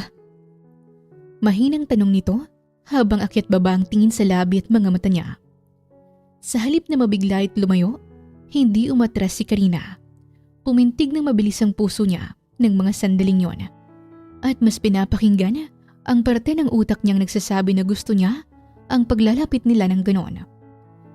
Nanatili lang siyang nakatayo roon habang nakatitig din sa walang emosyong mga mata ni Bradley. Napakaganda nun sa malapitan. Para bang bumalik ang mga laala na ganon sila kalapit sa isa't isa noon. At nang bumaba ang tingin niya sa labi ni Bradley, ay lihim siyang napalunok. Ang mga labing yon na lagi niyang pinapangarap noon. May parte sa kanya na gustong idampiro ng labi at maramdaman ulit yun. Pero mabilis na lumayo si Bradley. Muling gumuhit sa mukha nito ang pagkamasungit. Tara na. Anito at tinalikuran siya. Parang nanlamig si Karina. Halatang iniiwasan na nito ang bagay na inaasam niya ngayon. Napapailing na lang siya habang naglalakad. Pero maya-maya'y natigil na naman sila sa paglalakad dahil kung saan-saan ito napapatingin. Hintayin mo ako dito. Teka, saan ka pupunta? Nakita niyang tumingala si Bradley, kaya napatingala rin siya nang makakita ng punong mangga. Ang dami nitong bunga at halos lahat ay hinog. Wow! Aakitin mo? Kung ayaw mong kumain, hindi na lang. Alis na tayo. Hindi, gusto ko. Para kasing ang sarap. At saka, kaya mo ba? Kaya ko. Hindi naman mataas. Sige, go Doc! Muli itong napangiti sa pag-cheer niya. Gumaan tuloy yung pakiramdam ni Karina dahil wala na yung mabigat na pakiramdam kapag nagtatagpo ang mga mata nila. Tuwang-tuwa siya nang nasa taas na si Bradley pero nagsalubong ang kilay niya nang makarinig na parang may malakas na paghilik sa kung saan. May kasama yung pagngalit, parang baboy o kung ano. Palingalinga siya sa paligid hanggang sa makita niya sa likuran sa may kalayuan ang malaki at itim na baboy na may parang malaking kahoy sa bandang bibig. Baboy? Nakakatakot ang itsura nito. Binundol ng matinding kaba ang puso niya dahil tumatakbo yon patungo sa direksyon niya. May naririnig pa siyang sigawan mula sa kung saan. Karina! Takbo! Baboy na mo yan! Malakas na sigaw ni Bradley mula sa punong mangga. At dahil sa takot ay malakas at matinding hiyaw ang ginawa ni Karina, sabay kumaripas ng takbo. Parang wala na siya sa sarili habang tumatakbo. Delikadong hayop ang nasa likuran niya. Pero kung kailan, mas kailangan niyang bilisan ng pagtakbo. Doon pa parang lumabas ang espiritu sa katawan niya nang tumalbog lang naman siya sa putikan. Naslide ang kabilang paa at hindi niya alam kung ano yung madulas na naapakan niya. Sa isiping mahabutan siya ng baboy damo, ay napapikit na lang si Karina. Kay bilis ng mga pangyayari, bago pa makalapit sa kanyang hayop ay may malakas na lumagabog sa bandang kaliwa niya. Napalingon siya roon at nakita niyang bagsak ng baboy damo. May 2 bala ng panang nakatusok sa likurang bahagi sa katawan nito. Karina! Karina! Hey! Tumingin ka sa akin. Nandito na ako. Tinig yun ni Bradley. Karina! Wake up! Marahang pagtapik sa pisngi niya ang tila nagpabalik sa kanya sa realidad. Humarap siya at ang kulay abong mga mata ni Bradley na punong-puno ng pag-alala ang humagod sa kabuuan niya. Muntik niya na akong maabutan. Malakas na iyak niya at bigla na lang napayakap kay Bradley. I'm sorry. I was stupid. Mas inuna ko yung mangga, knowing na delikado ang gubat na to. I'm sorry, baby. Hindi na mauulit. Tumangutango siya. Naniniwala sa mga katagang yon habang patuloy sa paghikbi at yakap si Bradley. Mahigpit ang yakap nito sa kanya habang banayad na hinahaplos siya sa likuran. Pasensya na ma'am sir. Nangangaso ho kami. Bilisan niyo na lang ho ang paglalakad dahil gantong oras lumalabas ang mababangis na hayop para maghanap ng pagkain nila. Wika ng isang lalaki na may dalang pana. Marami itong mga kasamahan at pinagtulungan ng mga itong ilayo roon ang baboy ramo. Napabitaw siya kay Bradley nang makaamoy ng mabaho. Umawang ang bibig niya nang makitang nakaupo lang naman siya sa tain ng kabayo. Yun palang dahilan kaya siya nadulas. Matagal na nagkatinginan sila ni Bradley hanggang sa malakas na lang na napaiyak siya dahil sa nakakahiyang kamalasan na yon. Ang masamay, malakas na tinawanan lang naman siya ng binata. Bakit ba nangyayari sa akin to? Kasalanan ko. I'm sorry. Sinabi ko na kasing hindi ko sinasadyang sagawan ka nung maapakan ko mga requirements ko. Sinama mo pa ako dito bilang parusa. Ngayon lang ako nadula sa tain ng kabayo. Malakas na muling natawa si Bradley sa sinabi niya. Pagkatapos ay inalalayan siyang makatayo. Mabuti na lang at may dala siyang extra damit at dumaan sila sa isang batis. Nakapaghugas si Karina at nakapagpalit. Nang magpatuloy sila sa paglalakad, ay hindi na talaga lumayo si Bradley sa kanya. Hindi nagpaakit sa mga prutas na nakikita nila sa daan. Kulang na lang ay magkahawa kamay na maglakad sila sa sobrang dikit nila sa isa't isa. Halatang pinoprotektahan siya. Hanggang sa makarating sa bundok Bisan ay may multong ngiti pa rin ang binata sa labi. Kapag nagkakatinginan silang dalawa, siya naman ay bigla na lang namumula sa hiya. Pero kung hindi nangyari kay Karina yon, hindi siguro magbabago ang pakikitungo ni Bradley sa kanya. Kahit kasi nang makarating sila sa sentro ng sitio, ay lagi nang nakabantay sa kaniyang binata. Inuuna rin nito ang pagkain niya. Pinagluto pa sila na pinagtaka rin ng mga kasamahan nila. Hindi na suplado kapag tumitingin sa kanya. Sinasamahan pa siyang makipaglaro sa mga bata sa may plaza at nakikipagkulitan kay Pau Pau. At nang makabalik sa mansyon, kahit pagod, ay masaya pa rin ang puso ni Karina. Ano na? Magkwento ka na kasi. Anyari ba sa bundok ha? Pangungulit sa kanya ni Bebeng pagkarating niya pa lang. Maraming nangyari. Hindi ko may isa-isa. Bukas na lang kapag wala ng trabaho. Anong ginawa niyo habang wala ako? Ganun pa rin naman, pero may nagbago. Naglalambingan na ulit ang Don at si Ma'am Feliz. Kanina na nakita ko, magkahawak kamay silang bumaba ng hagdan. Nakakakilig kapag lagi silang ganun. Natuwa siya sa sinabing yun ni Bebeng. Kinabukasan ay may email siyang natanggap na nakabalik na raw siya sa scholarship. Pupuntahan niya na sana si Bradley para kausapin ang binata at para na rin magpasalamat. Nang makita niya sa living room, si Raya at iyakap pa nito si Bradley. Pakiramdam ni Karina ay pinupunit sa loob ang kaniyang puso. Samantalang hindi siya dapat nakakaramdam ng ganon. Dali-dali siyang umiwas ng tingin nang makita siya ni Bradley. Nagkatinginan sila ni Bebeng na para bang tinitingnan kung anong magiging reaksyon niya. Pero malapad nung umiti si Karina dahil yun naman dapat ang maging reaksyon niya. Buong araw niyang inabalang sarili sa trabaho, kaya lang talagang hindi mawala sa utak niya si Bradley. Karina? Nanlaki ang mga mata ni Karina nang marinig ang boses na yon sa labas ng kwarto nilang mga katulong. Sumaglit lang siya kasi doon para itago ang kakaibang kirot sa kanyang dibdib. Karina, nandyan ka ba? Sinabayan yon ang pagkatok. Mabilis na tumayo siya at tinungo ang pinto. Naroon nga si Bradley sa labas. Mabilis na hinawakan niya sa kamay ang binata at hinila papasok ng maid's quarter. Sinarado niya ang pinto at kagad na nilakyon. Ano bang ginagawa mo rito? Bakit ka nandito? Kasi ang sabi ni, Shh! Tahimik lang. Putol niya sa binata at tinakpan ng kamay niya ang bibig nito. Kaya naman napasandal sa pinto ang binata. Nakarinig kasi siya ng yabag mula sa labas. Tahimik lang. Mamaya malaman nilang nandito ka sa loob.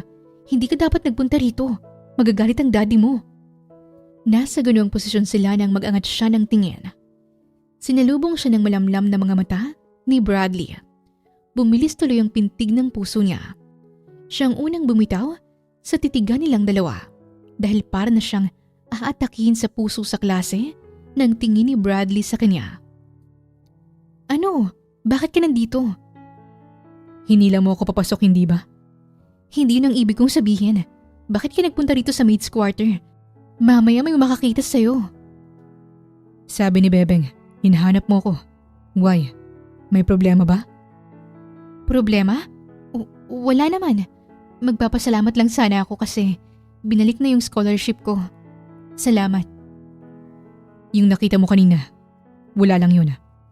Hindi mo naman kailangang ipaliwanag pa yun. Kailangan. Because Karina, we have to be honest to each other. Okay? Alam kong may nararamdaman ka pa sa akin. Hindi yun totoo. Sige lang, go on. Just deny it. Kayang magsinungaling ng bibig mo, pero hindi ng mga mata mo. Magkaibigan lang kami ni Raya. Parang magnanakaw na nahuli sa akto si Karina sa sinabing yun ng binata. Ganoon ba talaga kahirap itagong nararamdaman niya? Lumabas ka na. Pinapalabas mo ako sa sarili kong pamamahay?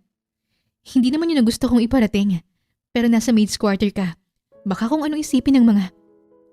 Sa halip na pakinggan, ay dinaanan siya ni Bradley at dumiretso papalapit sa mga kama na double deck. Sa masikip na kwartong ito, dito ka, nanatili ng halos 5 taon. Bakit ka ba naging katulong dito, Karina? Napaiwas ng tingin si Karina nang muling naging suplado ang tingin sa kanya ni Bradley. Kasi kailangan kong mag-aral at ang alok ni Ma'am Philly sa akin na maging working student. Hindi ko naman gustong palampasin. Kaya naman tuwing tumatawag ang mami mo at pinapakita niyang bahay niyo, sinisikap kong magtago para hindi ako magip ng kamera. Kasi iniisip ko, dahil sa galit mo sa akin, baka paalisin mo ko. Gagawin ko talaga. Paalisin kita rito. Sa ayaw mo at sa gusto. From now on, hindi ka na pwedeng magtrabaho sa loob ng bahay na to. Hindi makapaniwalang napatitig si Karina kay Bradley. Parang babagsak ang luha niya sa sakit ng pagpapaalis nito sa kanya. Hindi pwede yung sinasabi mo. Kailangan kong makapagtapos at ang pagiging working student lang dito sa bahay niyo ang magiging daan para magawa ko yun. Karina, akala mo ba natutuwa ako na nakikita kang inuutos-utusan lang sa pamamahay na ito? Itigil mo na to. Bumalik ka na sa inyo. Ako nang bahala sa pag-aaral mo. Teka, anong ginagawa mo? Pag-angal niya nang magsimula itong maghalungkat ng mga gamit doon. Nasaan ang mga gamit mo? Akin na. Ihahatid na kita. Bradley, bakit? Dahil mahal pa rin kita. At ayoko na. Mananatili ka lang rito bilang katulong lang. Hinarap siya ni Bradley nang may pagsusumamo sa mga mata. Siya naman ay luhaang nakatingala sa binata. Hindi totoo yung mga sinasabi mo. Nabibigla ka lang. Lumabas ka na ng kwartong to bago pa tayo makita ng daddy mo. Lalabas ako. Isasama kita at dadalhin sa harap nila. Bradley, ano ba? Walang naidugtong sa mga salitang yun si Karina nang mabilis na hinapit si Karina ng binata at marubdob na hinalikan ang kaniyang mga labi. Para siyang yelo na unti-unting natutunaw sa harap ng halik na yon. Aaminin niya na matagal niya ring hinanap-hanap ang ganong klaseng halik ng binata. Nakakapanghina. Kung hindi lang siya nito yakap, siguradong bumagsak na siya sa sahig. Pareho silang naghahabol ng hininga nang matapos ang halik na yon. At dahil siguro sa pananabik, kaya hindi magawang tumigil sa pagbagsakan ang mga luha ni Karina. Hindi mo pwedeng gawin to, Bradley. Karina, bakit hindi? Bumalik ako para sa'yo. Nagtiis ako ng ilang taon. Lumayo ako. Dahil iniisip ko na dahil bata ka pa, baka hindi ka pa handa sa relasyon at pagmamahal na gusto kong ibigay. Lumayo ka dahil ng gusto ng daddy mo. At pinagtabuyan kita. Ginamit ko lang na dahil ng galit mo para pigilan ang sarili kong balikan ka. Natigilan si Karina. Yun palang dahilan. Siya ba talagang dahilan sa paglayo nito? So please, umuwi ka na sa inyo. Ako nang bahala sa lahat. Ayusin natin to. Pagod na akong mag-isa, Karina. Bumalik ka na sa akin. Sa loob ng halos 6 na taon, ikaw pa rin ang laman ng puso ko. Kahit pa, ipilit ko ang sarili sa iba. Bumabalik pa rin sa'yo ang puso ko. Napapikit si Karina sa sarap ng mga katagang yon.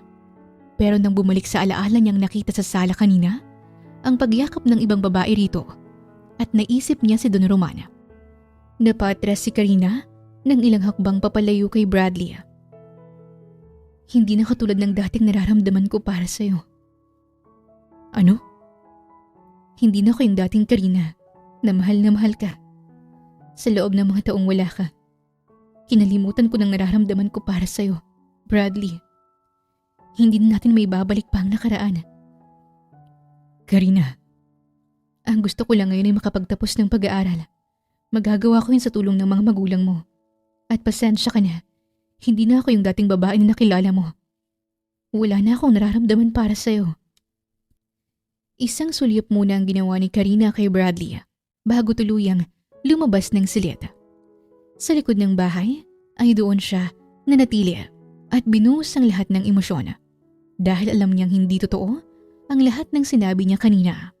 Dahil noong sandaling muli silang nagkita ni Bradley, matapos ang halos 6 na taon, alam niyang ang binata lang din ang laman ng kaniyang puso.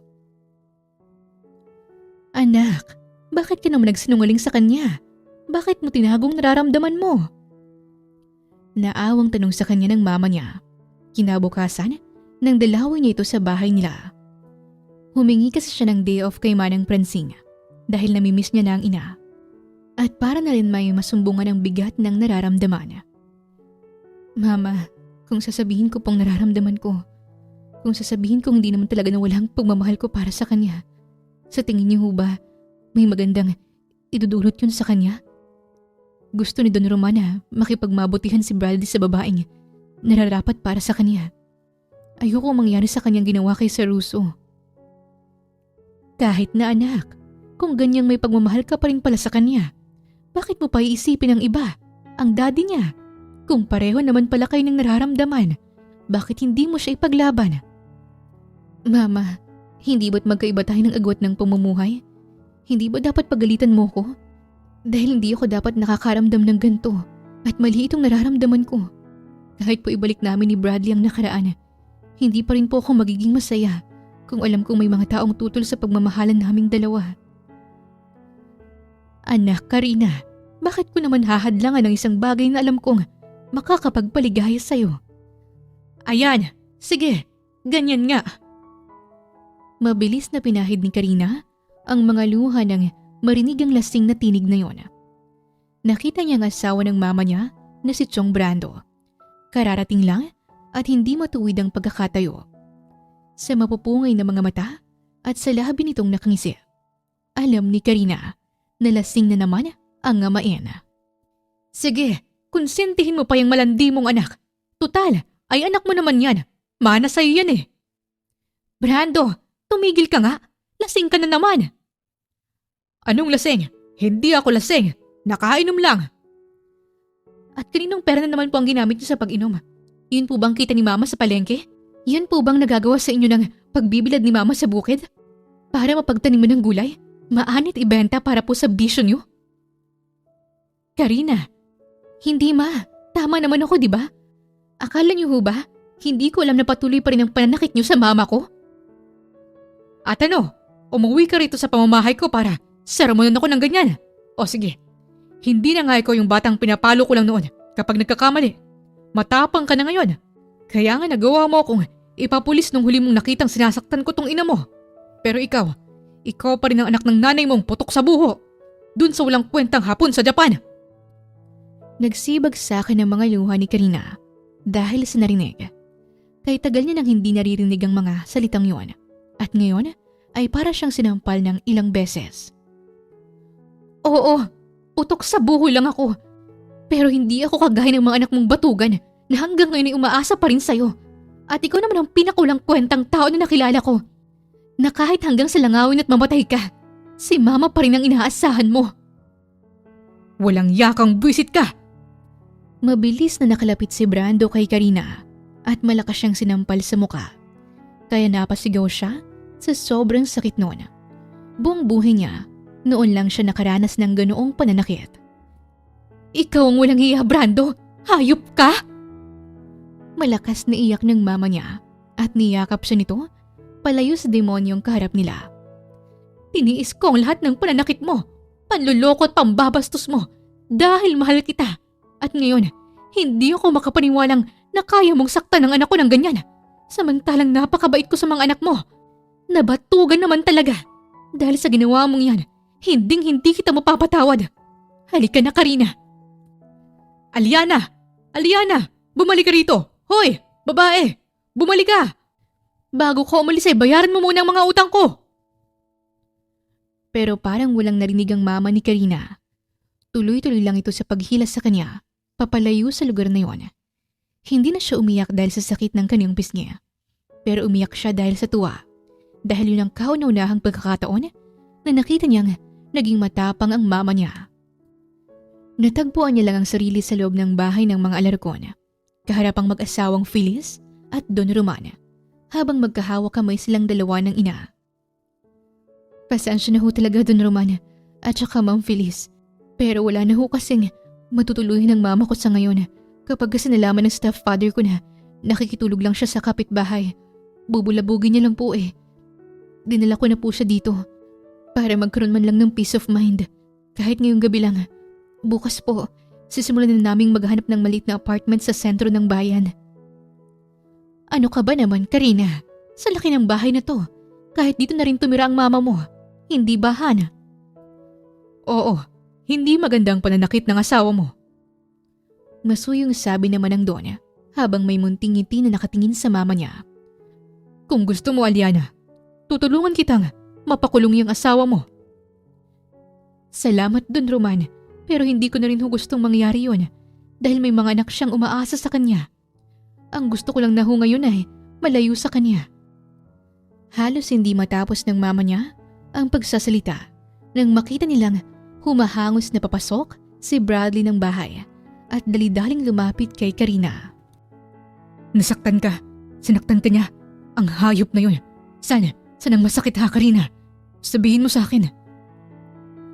Literal na natigil sa paghinga si Karina nang wala man lang takot sa ama na hinawakan siya sa harap nito. Nag-aalala ang tinig at malikot ang mga kamay na hinahanap ang galos o pasa sa kahit anong parte ng katawan niya. Nakaluhod pa sa harap niya. Nanginginig si Karina habang palipat-lipat ang mga mata sa mga magulang ni Bradley na ngayon ay pareho ng salubong ang mga kilay habang sinusundan ng tingin ang galaw ng anak ng mga ito. How dare him hurt you? Kayang-kaya kong basagin ang bungo niya ngayon. Kaya sabihin mo sa akin kung nasan ang masakit. Bradley, what are you doing? Naintrigang tanong ni Ma'am Phyllis na mas lalong nagpanginig kay Karina. Bakit mo hinahawakan si Karina ng ganyan? Because I love her, Mom. Dad, mahal ko po si Karina. Sagot nitong nakatalikod sa ina at kay Karina pa rin nakatuon ang mga mata. What? Bulalas ni Ma'am Phyllis. Oh my God, Bradley! Ma'am Phyllis, hindi to totoo ang sinasabi niya. Nagbibiro lang ho si Doc. Karina, ano ba? Let them know. Mommy, you heard me right. Dad. Hinarap nitong mga magulang habang hawak ang kamay niya. Matagal na po akong may gusto kay Karina. Hindi pa siya nagtatrabaho rito sa bahay. Pero pinagtabuyan niya po ako dati. Dahil sa video scandal na yun. Yung alam niyong edited. Nagkahiwalay kami. Nang may nararamdaman pa rin kami para sa isa't isa. Ngayon na nakabalik na ako. Gusto ko ho siyang makasama. Hindi magawang magsalita ni Don Roman. Hindi makapaniwalang nakatitig lang sa anak nitong walang pakialam sa takot na nararamdaman niya nung mga sandaling yon. Dad, mahal ko ho si Karina. Pero wala na akong nararamdaman para sa'yo. Karina! Tila galit na tawag sa kanya ni Ma'am Phyllis. Are you turning my son down? Oo. Kapag sinabi niyang mahal ka niya, ibig sabihin totoo yun. Sa gwapo talino ng anak ko, wala kang nararamdaman sa kanya? Ma'am, Roman, you promise me na hindi ka na aangal sa buhay pag-ibig ng mga anak natin, hindi ba? Ano, papayag ka ba na? Basta-basta na lang, basta din si Bradley ng ganito. Answer me, honey. Sumasakit ang ulo ko. Akin na nga ang gamot ko. Hinihilot ang leeg na tugon lang ng Don Roman at tumayo na. Awang ang bibig na pinanonood na lang ni Karina ang pag-alis ng Don sa harap nila. Kasama ang asawa nito. Paakyat ang dalawa sa pangalawang palapag ng bahay. Bradley, magagalit sa yung daddy mo. Hindi mo dapat sinabi yon. Ilang beses ko bang dapat sabihin sa'yo na wala na akong... Natigilan si Karina sa pagsasalita nang bigla na lang siyang hinarap ni Bradley at dinampian ng mabilis na halik sa mga labi. Ano bang ginagawa mo? Kissing you. Bradley, nababaliw ka na ba? Yung daddy mo. Yung daddy ko, pinagbigyan na ako sa hiling kong makasama ka. Kaya tita, Muli nitong iniluhod ang kabilang tuhod at ginagap ang kamay ng mama niya. akin na po si Karina ha. Ibigay niyo na ho siya sa akin. Ako na hong bahalang mag-alaga sa kanya.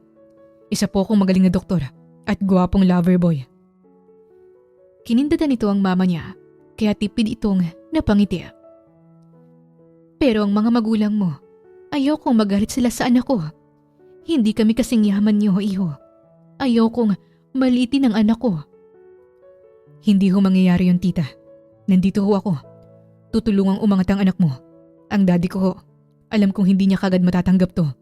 Pero alam kong masaya siya kapag masaya ako. At si Karina, ang isa sa nagpapasaya sa akin tita. Hindi na alam ni Karina kung ano ang mararamdaman. Basta't napatakip na lang siya sa muka dahil sa labis na paghikbi. Kung ganong kaya siyang ipaglaban ni Bradley at ipakita sa lahat, bakit ba naduduwag pa rin ang puso niya? Kahit nasa harap niya na ang kasagutan at talagang mahal siya ng lalaking ito. Karina, please let go of everything. Pakawalan mo ng takot mo, please. Heto na oh, gumagawa na ako ng paraan para makasama ka. Nang hindi mo na kailangang matakot pa. Bradley, hindi mo naiintindihan. Napakalaki nang naitulong sa akin ng pamilya mo. Hindi tulong ang lahat ng to, Karina. Ang mga pera na tatanggap mo mula sa kanila. Your education, you work hard for it. Huwag mong isiping utang mo lahat ng ito. At kaya hindi mo ko pwedeng mahalin ay dahil mas iniisip mo ang utang na loob sa kanila. Karina, pagod na ako. Pagod na akong maghintay. Please, give us a chance. Nang yakapin siya ng binatay tuluyang pinakawala ni Karina ang lahat ng takot. Hindi niya alam pero basta lang nangyari. Nasumuko ang pagmamatigas niya at niyakap din ito ng mahigpit. Binago ng gabing yun ang tila kay lungkot niyang buhay. Nag-usap sila ni Bradley ng masinsinan at sinabi nitong kailangan niyang umalis ng bahay na yon. Dahil ayaw nitong nakikita, siyang nahihirapan doon. Magmamatigas pa sana siya pero nang sabihin ng mama niya na may naitabi itong konting pera sa bangko, ay parang nabunutan ng tingnik sa lalamunan si Karina. Nag-iipon daw ito at nagtatabi para sa kanya, pero hindi niya noon kinukuha ang pera dahil ang akala niya ay kulang lang para sa asawa nito. Makakapagpatuloy siya sa pag-aaral ng hindi nangangamba at kahit ibigay ni Bradley sa kanyang lahat ng kailangan niyang tulong, sinalba pa rin ni Karina ang konting pride na natitira. Matinding panghuhusgang ginawa ni Laika sa kanya at ng ibang katulong. Pero hindi si Bebeng at ang nanay nito. Inakit niya raw mula pa noon ang binata na hindi naman totoo. Pero nang hindi siya makatanggap ng kahit na anumang masasakit na salita mula sa Don at kay Ma'am Phyllis, hindi natinag si Karina sa nanghuhusgang mga mata ng tao. Nakapaghanap sila ng nanay niya ng apartment sa sentro. Nagbebenta pa rin naman ito ng gulay pero hindi na nagtatanim sa initan. Sinusubukang kunin ni Chong Brando ang loob ng mama niya pero nagmamatigas na ang ina. Hanggang sa sumuko ang amain. Alam niyang hindi basta-bastang mawawala ang pagmamahal ng ina sa lalaki. Pero hanggat hindi raw nito nakikita ng babagong asawa, ay hindi ito babalik. Si Karina, matapos ang 2 taon, ay isa ng receptionist sa isang hindi gaanong kilalang hotel sa lugar nila. Ganun pa man, masaya siya sa buhay niya at kontento. Lalo na at may napakagwapo at napakabait pero medyo selosong lalaki ang nagmamahal sa kanya. Lumabas ka kasama si Nigel habang nasa bundok ako at hindi ko pa malalaman kung hindi niya pinost sa Instagram at pinakita sa akin ng mga kasamahan niyang nurse. Supladong tanong nito sa kanya habang nakasuot ng apron at nagluluto sa kitchen ng mga ito. Pinaalis na nito sa kusinang mga katulong nang hindi marinig ang usapan nilang dalawa. Love, nagkwek-kwek lang naman kami at saka biglaan lang kasi yun. Kahit na, dapat sinasabi mo pa rin sa akin. Paano ko naman sasabihin Nung nasa bundok ka, nag-off ka naman ng cellphone. Paano hindi ko i-off? Baka kapag tinawagan mo ako, hindi ko pa nagagawang medical mission ay uuwi na lang ako sa'yo kapag na-miss kita. Aba, hindi ko na kasalanan yun Medyo bawasan mo kasi ng konting pagka-inlove mo sa akin. Lumapit siya kay Bradley at niyakap ito mula sa likuran. Naramdaman niya ang paninigas ng katawan nito. Lagi talagang ganon ang epekto niya sa boyfriend kapag niyayakap niya ng ganon. Sobrang seloso mo kahit hindi naman dapat. Mahal na mahal kita. Hindi kita ipagpapalit sa kahit sino pa. Siguraduhin mo lang. Kung hindi, magtatayo na talaga ako ng klinik sa Maria Rosa. At si Nigel lang i-assign kong nurse doon nang hindi na makalapit pa sa'yo. At si Lucho naman. Hep, may girlfriend na siya. Huwag mo nang pag-initan. Hays. Matinding inirapan niya si Bradley kaya't nagpatuloy na lang sa pagluluto. Pero kagad din siyang bumitaw sa pagkakayakap dito nang makarinig ng pamilyar na boses mula sa labas. Honey, kahit pilitin ka ng mga tao na tumakbo sa susunod na eleksyon, wag kang papayag, honey. Hindi mo na kaya. Matanda na tayo, okay? Let's just spend our time na lang sa ibang bansa kesa magtrabaho ka pa sa bayan. But they need an honest and brave official like me, Han. Ewan ko sa'yo, Roman. Basta ako, ayokong makita na mapapagod at mamumroblema ka na naman sa dami ng dapat masolusyonan sa bayang ito. Nagkatinginan sila ni Bradley. Unang dalaw niya palang sa mansyon, sa buwan na yun, ayun pang naabutan niya. Dali-daling kumuha ng kape si Karina at nagtimpla para sa 2 tao. Pagkatapos, ay dinala yon sa living room kung saan nakaupo si Ma'am Feliz at Don Roman. Hello po, good morning. Nahihiya niyang bati habang dala ang tray na may 2 mug. Oh, hi Karina. How are you, dear? Masayang tanong sa kanya ni Ma'am Feliz at bumeso. Lumapit din siya sa Don para bumeso.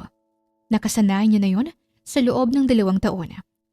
Magaan ang trato nito sa kanya, pero natatakot pa rin siya sa pagiging seryoso ng muka.